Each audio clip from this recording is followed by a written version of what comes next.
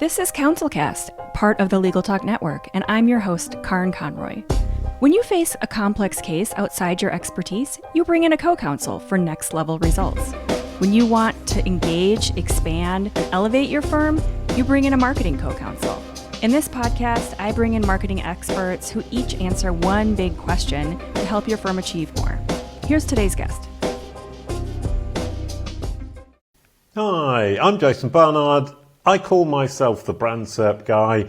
Brand SERP is the search engine results page for your brand name or your personal name. That is my speciality, and I am here to teach the entire world how to manage their brand narrative on Google. Well, Jason, thank you for being here. I am really excited for this conversation. And just in that intro, there were two questions or two things that came up. Yeah. First of all, I really feel like Americans do not get the word specialty. The pronunciation is just not as nice as how you guys say it. Oh. You kind of add in a couple extra syllables in there, and so I love that. But the first thing I was going to ask you was to define SERP, because we see that everywhere, and I know it's kind of part of your title and how you describe yourself. So SERP, once again, search engine results page. So basically, the stuff that comes up on Google once you search for something, right? Exactly. And if I may admit to something very shameful, is yes, that please. I started on the internet in 1998 with a website for children, and I was a blue dog in a cartoon on the web from 1998. And we absolutely nailed Google. We were getting 1 million visits a month from children under 10 years old from Google. Oh my, in 1998, that is amazing. So, it's astonishing, isn't it? Who would have believed it? Sorry, but the shameful admission is not that. That's a really good admission. Is it the blue dog suit? No, we actually thought about making one, but we never got round to it. Okay. No, the shameful admission is I didn't know what SERP stood for until 2014. Oh my gosh. Well, it's not, for some reason, it doesn't seem like it's the phrase that you hear. You hear SEO, you hear pay-per-click or PPC, you hear all the, for some reason, SERP it seems like it's just like the technical guys that use that the most. Yeah, and I think 2014 was when I became the technical guy instead of the blue dog. Yeah, and it became a little more mainstream to hear SERP. So we're not going to use SERP in the title because we're not talking to the technical guys. But right. The title of this show is, and the question that we're going to answer and address and talk about is how to manage your brand on Google. And this is, the thing that you talk about a lot. You've got an amazing website with all these resources. You've written a book on this. This is your topic. So we're going to start first with, what mistakes are people making? What is everybody doing wrong, especially law firms and lawyers? And what are they doing wrong when it comes to their brand, their SERP, and what they're doing on Google? Right, it's a really good question. From the perspective of the first thing I would say, and it's not just lawyers, it's everybody is doing wrong, is they're looking at Google and saying, I want people to come to my website who are searching for, in this case, I need a lawyer. Yes.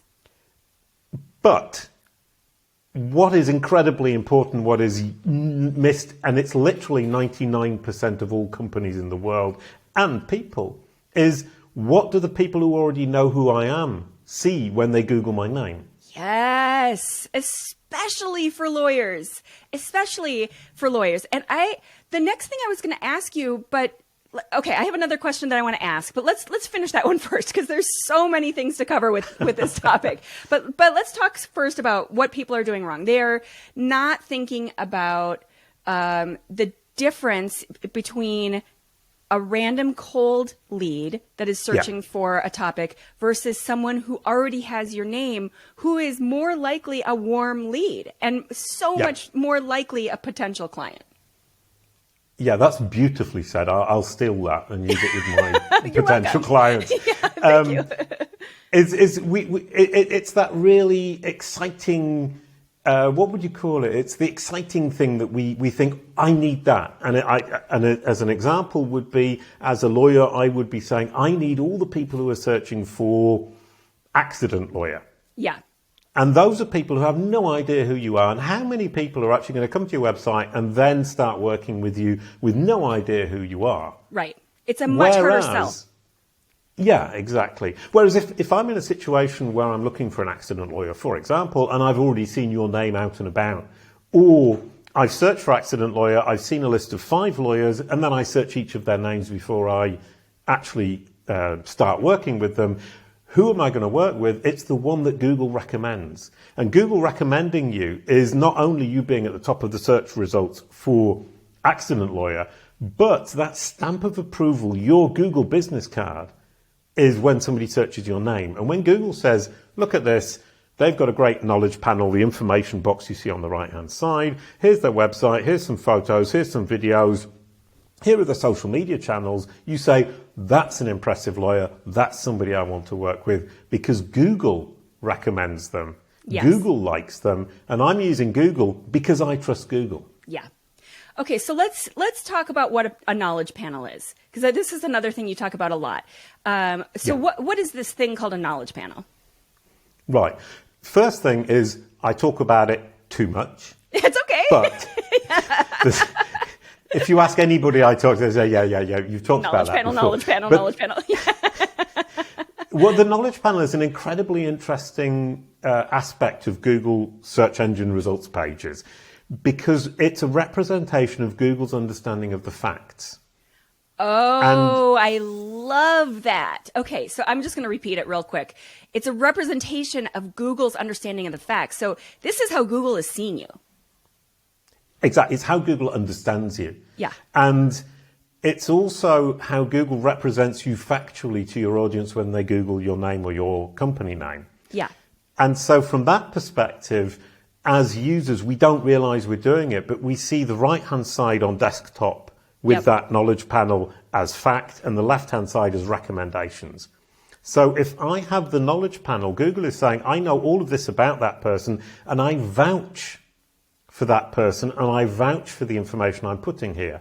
Awards, cases won, books written, photos, description, date of birth, whatever it might be. Google is vouching for this information and it's phenomenally difficult to get Google, here we say, to understand all of those facts about you.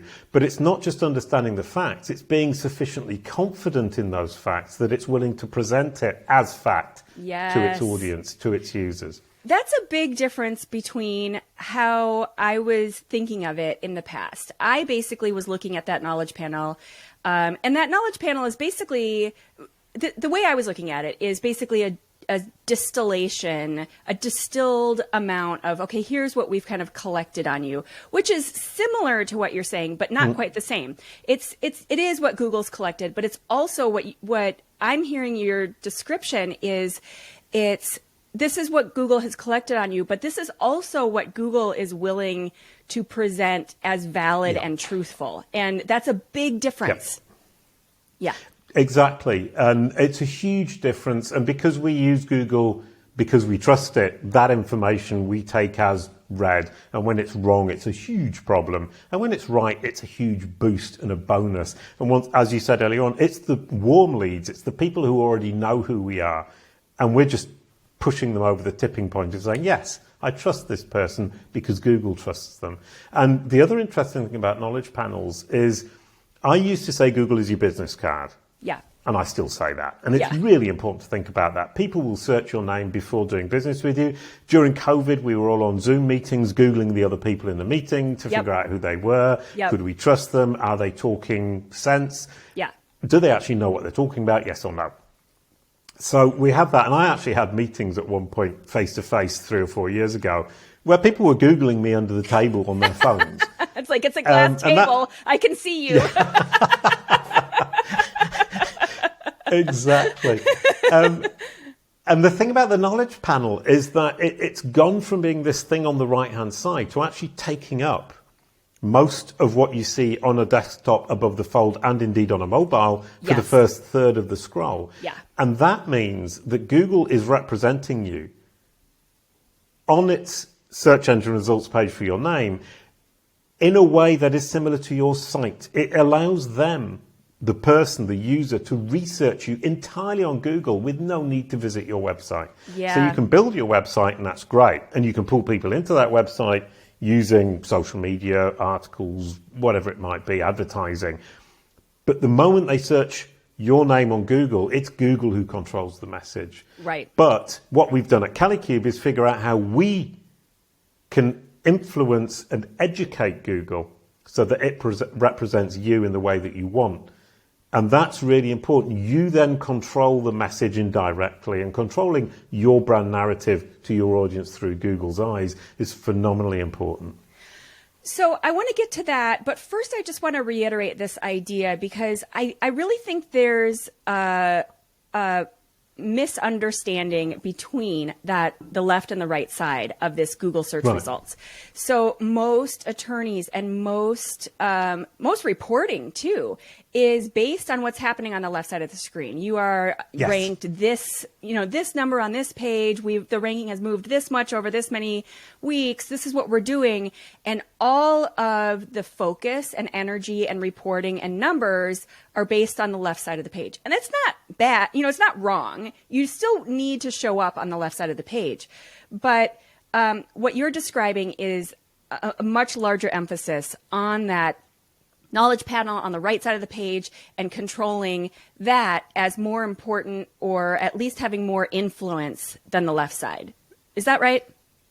Yeah. I think, we said it before, but reiterating never hurts anybody. If you look at a desktop, the right-hand side is fact, the left-hand side is recommendation. Exactly. And that idea of fact becomes even more important because Google is expanding that out. Because what does Google want to do? It wants to solve its users' problems as efficiently as possible. Right. When you search on Google, you're expressing a problem or asking a question implicitly or explicitly. Yep. If you search my name, you're either saying, I want to learn more about Jason Barnard, or I want to specifically visit his site. Yes. But in both cases, you're curious about me as a human being. Yeah. And what Google now has done, and this is huge, is that if you search my name in certain circumstances, the knowledge panel takes up the entire Google result above the fold, i.e. the first thing you see as it loads on a desktop. That means that Google's factual understanding of me becomes the representation that my audience sees. And if I have little to no control over that, I've got a huge problem. Right. Okay, so that moves nice and smoothly into the next section, or the next topic, which is, number one, how do you control that? And then the second part of that question is that I regularly kind of coach my clients through this idea that the search engine results are not the end of the story. So you will be influenced, your potential clients will be influenced by what they see there, clearly.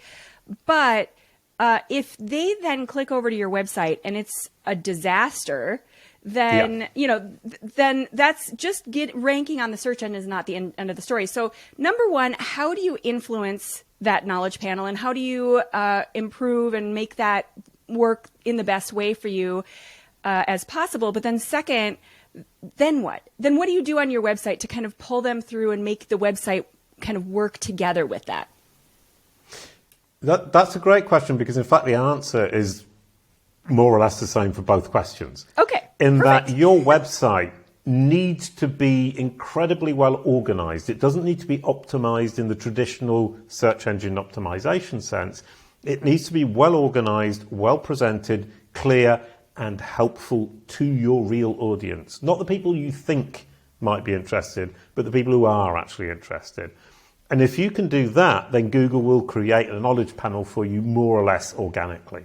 Okay, so how do you figure that out? So what you need to sit down, and I think kind of one thing I talk about a great deal is you need to figure out who you are, what you do, and which audience you can best serve. Perfect. And if you can do that, you can present it on your website in a clear, organized manner that will make sense to people and will make sense to Google. What Google then does is it looks at your website. It says, okay, I think I've understood who this website represents. I will then go and look at their social channels. I will look at their profile pages. In the case of lawyers, I will look at justia.com. Yeah. And I will confirm that all these other sources say the same thing. Yes. Yeah. If they all say the same thing, and I'm sure that we're talking about the same person, you get a knowledge panel. Whether you're notable or not, it doesn't matter. Google just wants to understand and represent you accurately. And so the real trick is a clear, concise, helpful, relevant site for your audience that's well organized for Google, that points out, i.e. you link out to all of these different profiles that talk about you, that confirm what you're saying, that then link back to your website. Yep. Google goes on this eternal loop of self-corroboration, and by pure repetition, it ends up by understanding. Okay. And I like to say Google is a child, you're educating it, and this child learns by repetition, honesty, and consistency. I also kind of refer to all of those links and the information and that kind of feedback loop as it's almost like votes, so the more that you're out there and you've got these links and the link is saying the same thing over here as it is over here, and LinkedIn is saying this and that, each time it's kind of like a little vote for Google, and Google's looking at it and, oh, okay, this is saying the same thing. And so this keeps kind of repeating and reaffirming this idea that we're building on this particular person. Yeah, exactly. I would use the word corroboration rather than vote. Okay, that makes more sense. Because it's corroboration. You were using, I'm not trying to correct you, but I'm going to use vote in a moment. Yeah, okay. LinkedIn is corroboration. Crunchbase is corroboration. Justia is corroboration, because Justia doesn't have a notability standard. It has a, do we understand? Can we present this person? Do they do what they say? Yeah. Then the votes come from the Lawyers Association of Minneapolis, okay. Yeah, who then vouch for you. So the votes is this idea that once you've established the facts around these basic social media, Justia.com, Wikidata, let's say, those are all just factual representations of you. After that, you're looking for the votes, which would be the specific, relevant organizations who are authoritative and expert and trusted within your industry. Okay, that's where the votes are. Okay, Sorry. So then how is that different from the reviews? Reviews are hugely important, and if you've ever heard of EAT, have you heard of EAT? I can explain it really quickly. Yeah, please. Expertise, authoritativeness, and trustworthiness. That's Google's thing for credibility. So basically, I say credibility, but they break it down into those three things. So Google wants to send its users, and remember, people searching on Google are not your users, they're Google's users. Yes. Google is sending them to you as a favor. They're recommending you when they send a user to you.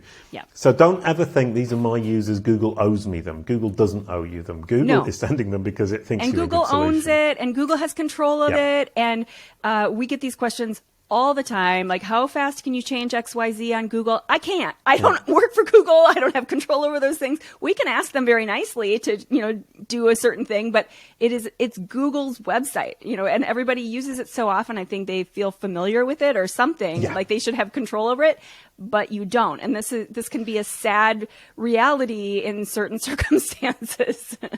Yeah, no, and that's a huge point, and it's really well put. That familiarity makes us think that we own or control it. But just to finish on that, and I'd love to come back to that because it's a great point. Expertise, authoritativeness, and trustworthiness basically says trustworthiness reviews, which is what made me think of it.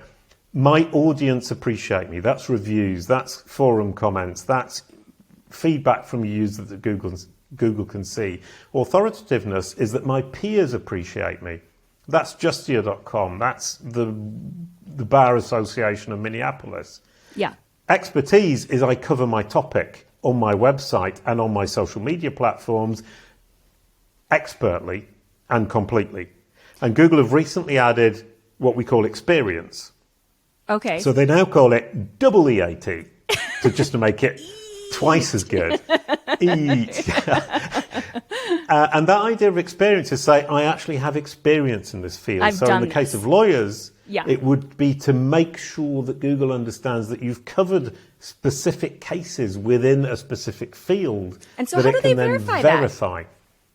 By the court records online. Court records online are all over the place. Google reads all of that. Sure. And if your name is cited in a court case, in a court paper on an official court website, you need to make sure that Google understands that it's the same person, because that's with you. people, yeah, exactly. With people, there's that ambiguity. There's lots of people called Jason Barnard. Is it the same one? Is it that guy? And one of your huge roles is to use your website to confirm to Google that is indeed me. And that's part of the reason you need to really make sure your website is great. And it's not traditional SEO. Right. It's not search engine optimization as most people understand it. It's saying I need to educate Google and ensure that it sees the corroboration that makes sense and is truly helpful to its confidence in its understanding. Because if you look at a knowledge panel, you have understanding, which is great. Confidence in that understanding is what makes the knowledge panel immensely big and very rich and full of your photos and your social profiles and information about you and a great description. That's confidence. Understanding is one thing, confidence is the key. Okay, so in order to validate that experience, you're talking about how it's not the same as traditional SEO. So in my mind, the validation would be something like an external link over to that court, reference or whatever. Is that what you're meaning by kind of validating that and telling Google to make that connection? It's as simple as that. Okay. Really, truly, is that you look at all these great court cases and you have a page that says, this court case, I won, here's the link, and you link through to the court paper. Yeah. This case, I won, point to the court paper. I don't think losing a court case is bad in the sense that Google isn't judging you on whether you win or lose. It's judging you on what cases have you represented within that specific sphere. Yeah. And there's a great SEO called Koray Gubur, who's a Turkish SEO, who talks about topical authority. And in the case of lawyers, that would all be about the types of cases you're dealing with. And the better you can communicate your specialities to Google, the more Google is going to be able to surface you, not only for your own name in terms of representing you as this type of lawyer who can represent this kind of problem, but also within the generalist searches. The more Google understands that you specialize in criminal law or divorce law, the more likely it is to recommend you in those specific circumstances without traditional SEO. So making sure Google understands who your audience is, and that's topicality, is absolutely key. So what we do at CaliCube is educate Google about who you are and what you do, and then we help you to communicate your topicality, what your speciality is, and who your audience is. And I just said speciality again. I know, I got that one again. Syllable. It's like so much better. It's so much better. Okay, so tell me what the difference between the way that you're describing these external links and the focus on blog posts, because you and I both know that it's kind of just this ad nauseum idea that if you just endlessly write blog posts on all of these topics, and I've seen a lot of clients have a reasonable amount of success if they do it really well and they're pretty consistent, but it changes, and Google's ideas about your blog post change. It's much different now than it was 5 or 6 years ago. So should we be focusing on blog posts, or should we be really honing in on certain topics, or how do blog posts kind of come into play in this whole topic? Right. Oh, I like that question, because blog posts for blog posts' sake is, in terms of Google, a pointless exercise. Yes. If you write a blog post that answers a specific question that you know your audience is searching for, it can potentially surface in Google. Sure. If you're writing a blog post because you're interested in it and nobody ever asks that question in that way, you're writing for yourself. Right. And from that perspective, I tend to ask my clients to look at this from an FAQ point of view.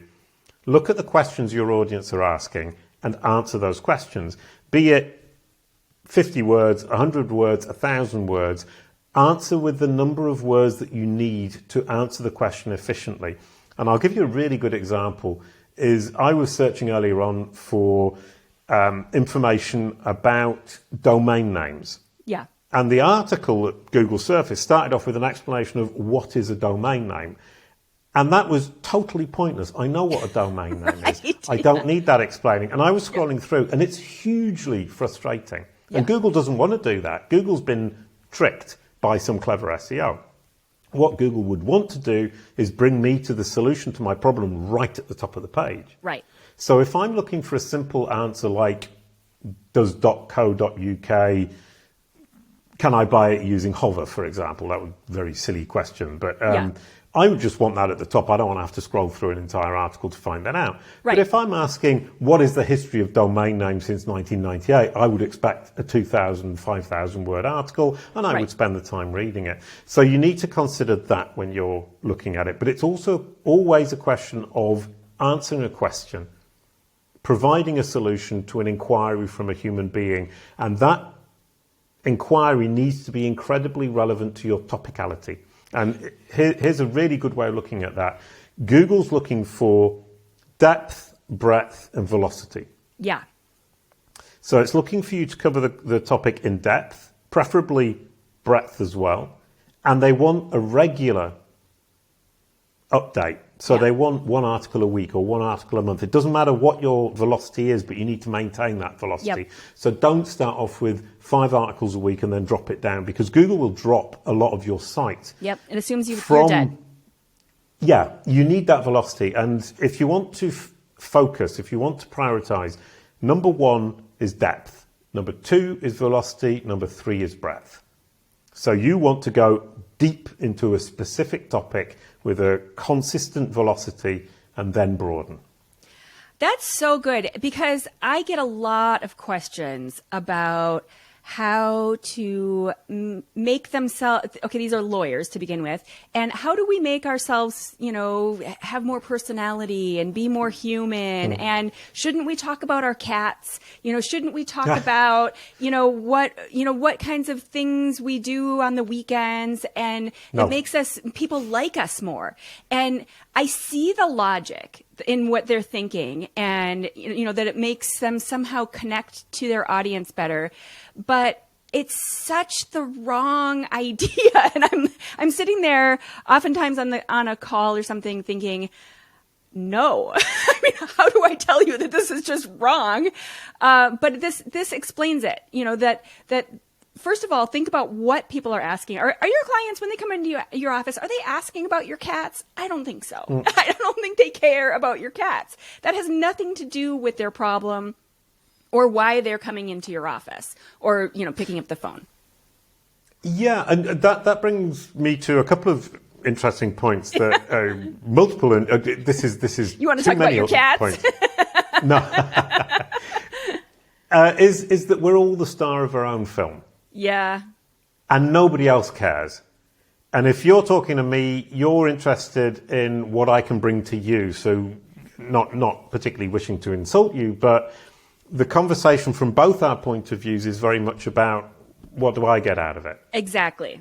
And it's exactly the same for your clients. And one thing I find is about pages. We at Calicube, we focus hugely on about pages, and we write masses of about pages, and they need to be clear.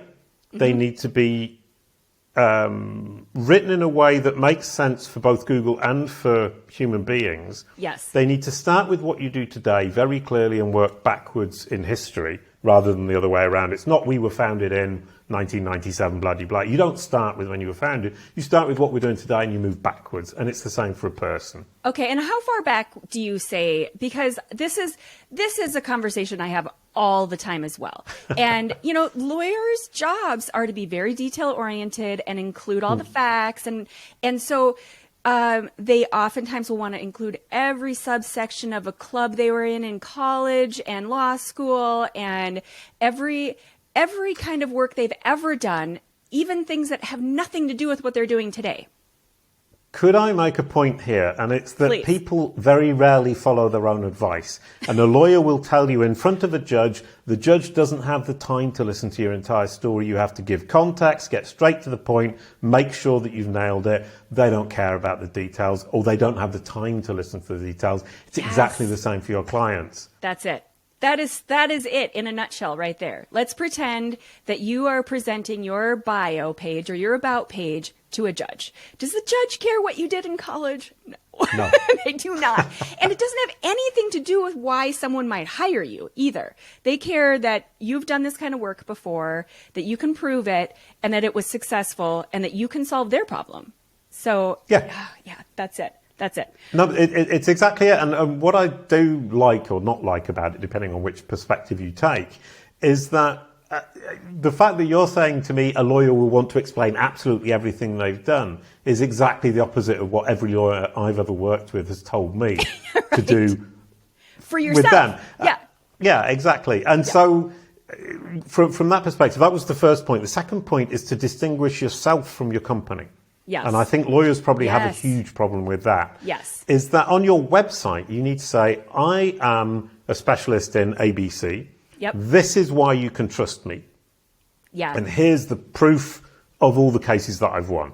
Yeah. That's it. That's it. Then you can have your own personal website that says, I am a lawyer, I also have a cat, cats. Yes. and I go skiing. Yes. And that's fine. Exactly. So your cats and your skiing go on your personal website. And I think a lot of lawyers don't have personal websites because, I might be wrong, but they're like me so much in their work that they fail to distinguish that moment when they go from professional to personal. Yes. Yes. And it's a really good idea to sit down. That's what we do at CaliCube with all of our clients. We trigger knowledge panels for lawyers all day long. Yep. It's easy for us. It's really difficult for them because they don't know what they're doing. And we do know what we're doing. And we sit down and we say, who are you and who's your company? Yep. Let's separate them. That's the first thing. Your company is an entity, even if it carries your name. It's an entity. It's a thing. You're another thing. And let's separate them. Let's create you a personal website. Oh, but I don't want a personal website. I don't care. You need a website that just represents you because Google's looking for that. Yes. Yes. If Google doesn't have your own personal website to look at for your cat and your skiing and your professional career, it's going to look just at your website. Yeah. And that isn't a human being. It's a human being working at a company, and that company is something else. Yes. Once we get that straight, everything rolls right off the presses, as it were. Exactly. And that's the huge first step. Separating the two entities, writing the description, deciding who we are, what we do, which audience we serve. Off we go, and we can get your brand narrative on Google to a T. Okay, so last question before we talk about the book review is a lot of our kind of potential clients or initial conversations start with a mention that we don't care about SEO. We get a lot of business. All of our business comes in through referrals. So it doesn't matter to us. We don't care at all about that. So do people ever say that to you? Like we haven't really ever focused on SEO, or maybe they say it in a different way, or their SERP, or however they might phrase it with you. But why is that a bad strategy? Right. Well, I mean, SEO in the traditional sense is ranking for accident lawyer, and that isn't my business at CaliCube. Right. My business at CaliCube is saying, right, you're getting referrals, which is great, but just because Karen refers a lawyer to me doesn't mean to say I'm not going to research them. I'm going to search their name. I'm going to Google their name. Yes. So even if you said they're great, if Google says they're rubbish, yep, you've They're lost. not going You're to call leaving you. money on the table. Yes. You're leaving that money on the table. You've lost a sale. Yeah. And Google's stamp of approval is phenomenally important. We all trust Google. Yep. Yeah. All the people who use Google, except the people who don't like Google and never use it. But we're still talking about 90% of your audience are going to be Googling your name and not DuckDuckGoing your name. So from that perspective, whoever's sending a referral is, for me, the perfect example of they know who you are. They're a very warm lead. They're going to Google your name. Make sure you've got that knowledge panel that puts you in the best possible light. That's going to convert you. Exactly. I think the important thing there is to differentiate between this idea of SEO, this traditional SEO idea where you're showing up on that left side and all the stuff we haven't been talking about, as well as compared to the right side and how that boosts and supports and kind of reinforces your referrals. So it's really critical, especially if your business is coming mostly from referral, that you've got it really nailed in. I really like the phrase reinforce your referral because it's got that thing going on. But reinforce your referral. It's absolutely brilliant. Yeah. And a friend of mine, Deirdre, told me you're tightening up the bottom of your funnel. Oh, that's good. And that's what I thought when she said it. Yeah. That's good, because the bottom of your funnel is all, you've already like got rid of all the garbage and all the potential clients who are a waste of time and not the ideal and blah, blah, blah. And as you get to the bottom, you've got the really good ones and you're making it better. Yeah, brilliant point as well. Yeah, I mean, tightening up the bottom of the funnel is a great phrase from Deirdre, but also, if you get people coming for Accident Lawyer, you're spending so much time talking to them on the phone, convincing them, but when they're coming in through a search on your name, the sale is pretty much done as long as Google's recommending you. Yep. You're away. I mean, I found that with myself, as I talked about earlier on, is that I was trying to get Google to represent me as authoritative expert digital marketer. And as soon as I changed my brand SERP, what Google shows when you search my name, Jason Barnard, I converted more clients. Nice. All of a sudden, these people I was meeting with would sign on the dotted line without even asking me about the price. They stopped negotiating the price. It was wonderful. Changed my life. Exactly. It's all of a sudden, it's like the light bulbs go off and you're like, okay, this is the right path. I have done something right. And all signs point to it having been the right answer or the right change or the right refinement or whatever it is that you did. All of a sudden, it's not subtle. You don't need a report to tell you these things. All of a sudden, you know, everything just starts to go more easily. Life just gets better. Yeah. No, exactly. And people are, I was going to say people are human, which is a bit of a silly thing to say, but it is that I've seen you on social. I've come across you on an article that you wrote. I respect you. I Google you.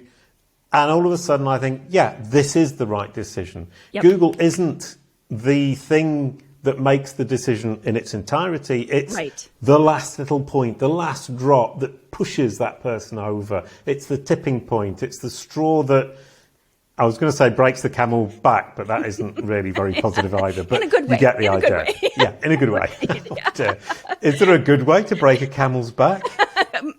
I don't know. No. Probably not. Yeah.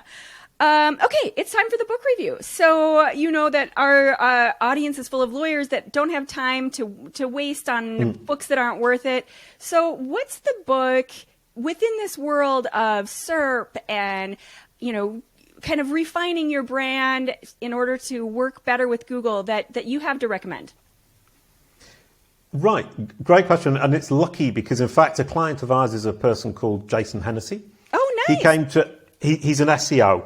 So he's in search engine optimization. He's super, super smart. And he was smart enough, if I may say so, to come to us for his knowledge panel. Nice. He knew that he didn't know enough about it. He came to us. He paid us the fee. We got him his knowledge panel and we made it absolutely glorious. So search his name, Jason Hennessy. That's our work. And what's the book? He, however, wrote a book called Law Firm SEO.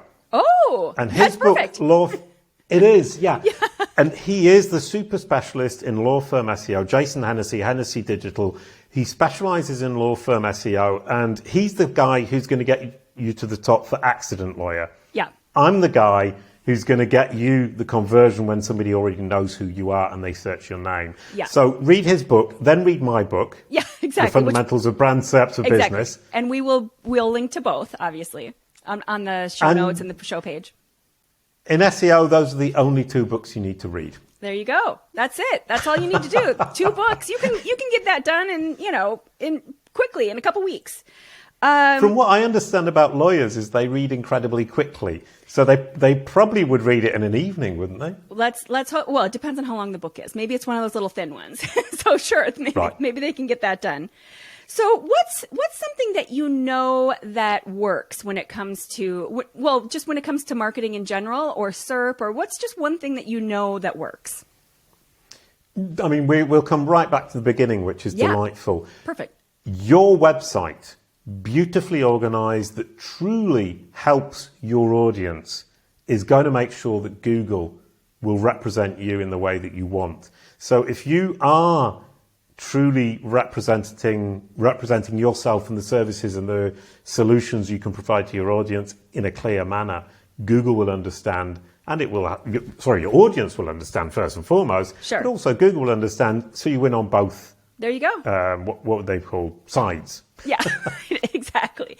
that is awesome. I think that does bring it full circle, that, there's all this really important stuff to know about representing yourself on Google. But at the end of the day, if your website's a disaster, it's not going to work. So you put all this money and time into this Google profile, and then your website, first of all, your website feeds into that knowledge panel. And so that won't work as well either.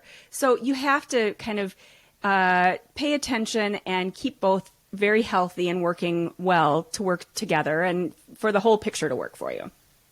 Absolutely. I couldn't have put it better. I was going to add something, but I don't think I can improve on that. That's perfect. Well, Jason Barnard is the founder and CEO of CaliCube, and this has been such a great conversation to really take a different angle for how to do well on Google and consider that whole side of referrals and the knowledge base and how that is very different from what's happening on the left side of the page. So thank you so much for your time and this conversation. It was really great. Yeah, and can I say one last thing, which is Google is a child. It wants to understand the world. We are educating it about our little corner of the world. Yep, if you educate the child that is Google, Google will understand and Google will present you to its audience, its users, when you will be useful to them, and it will represent your brand, your personal brand in the way that you want. Google is a child. Learn to educate it. Yeah, perfect. Okay, thanks again. Brilliant. Thank you so much, Karen. Thank you for listening to this episode of the CouncilCast podcast. Be sure to visit our website at council-cast.com for the resources mentioned on the episode and to give us your feedback.